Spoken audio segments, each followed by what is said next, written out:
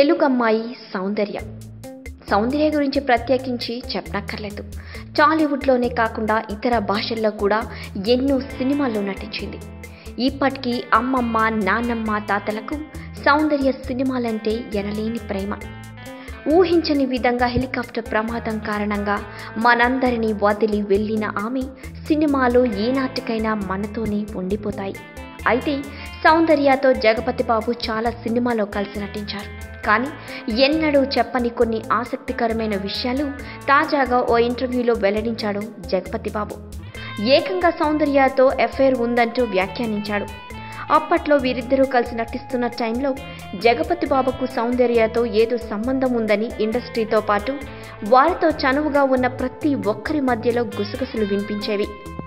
జగపతి బాబు ఎక్కువగా సౌందర్యతో గడపటం, డైరెక్ట్గా ఆమె ఇంటికెళ్లటం చాలా మంది చూసేవారు. దాంతో ఏదో కారణం ఉండి ఉండొచ్చని బలంగానే అనుకునేవారంతా.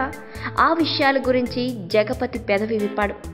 ఆడవాళ్ళంటే తనకు చాలా గౌరవం, మర్యాద ఉంటాయని, అందులో ఇక సౌందర్య అంటే చాలా గౌరవం అని, కాకపోతే వారి కుటుంబ సభ్యుడిలా కలిసిపోయి ఉండేవాడినని, ఆ కారణంగానే దొడ్డిదారిన వెళ్లకుండా స్ట్రైట్గా వెళ్ళి వారితో గడిపేవాడినని చెప్పాడు.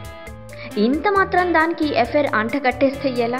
మంచి స్నేహితులు అనుకోవచ్చు కదా.